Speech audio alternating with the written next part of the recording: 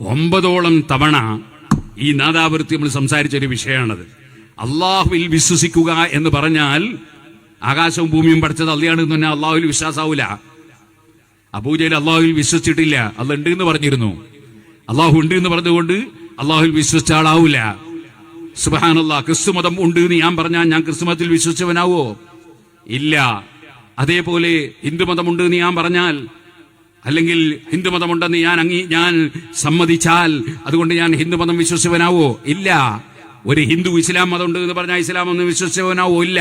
ഇതുപോലെ അള്ളാഹ് ഉണ്ട് എന്ന് പറഞ്ഞതുകൊണ്ടോ ആകാശവും ഭൂമിയും പഠിച്ച അള്ളയാണെന്ന് പറഞ്ഞതുകൊണ്ടോ അള്ളാഹുവിൽ വിശ്വാസമാവില്ല.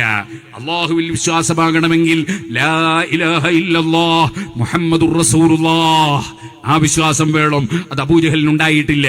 അതുകൊണ്ട് അബൂജഹലിനെ പോലെയാണ് അഹ്ലു സുന്നത്തി വൽ ജമാഅത്തുള്ള മുസ്ലിമീങ്ങൾ എന്ന് പറഞ്ഞിട്ട് ആരും മുഖ്യധാരാ മുസ്ലിമീങ്ങളെ മുശ്രിക്കുകളായി ചിത്രീകരിച്ച് ഖവാരിജിന്റെ വഴിയിൽ പോയി നരകം സമ്പാദിക്കണ്ട. അല്ലാഹുവിന്റെ ഖുർആൻ പറഞ്ഞതല്ലേ, ഉഇദ്ദത്തിൽ ലദീന ആമനൂ ബില്ലാഹി വറുസുലിഹി, സ്വർഗം തയ്യാർ ആർക്ക്? അല്ലാഹുവിൽ വിശ്വസിച്ചവർക്ക്.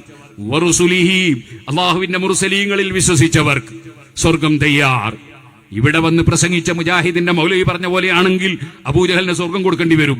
കാരണം അള്ളാഹുവിൽ വിശ്വസിച്ചു എന്നല്ലേ അയാൾ പറയുന്നു. അള്ളാഹുവിൽ വിശ്വസിച്ചിട്ടില്ല. വറുസുലിഹി, അള്ളാന്റെ മുർസലീങ്ങളിൽ വിശ്വസിച്ചിട്ടില്ല. വിശ്വസിക്കാതെ പറഞ്ഞാൽ അതിനർത്ഥം മൂസ എന്ന് പറഞ്ഞ ഒരാളുണ്ടായിരുന്നു എന്ന് വിശ്വസിക്കലല്ല, ഇബ്രാഹിം എന്ന് പറഞ്ഞ ഒരാളുണ്ടായിരുന്നു വിശ്വസിക്കലല്ല, ആമിനെ പറ്റൊരു മുഹമ്മദ് ഉണ്ട് എന്ന് വിശ്വസിക്കലല്ല.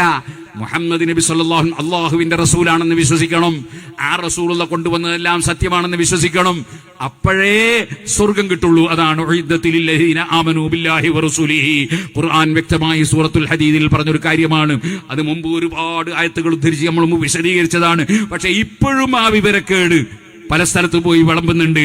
അതുകൊണ്ട് ഞാൻ സൂചിപ്പിച്ചതാണ്.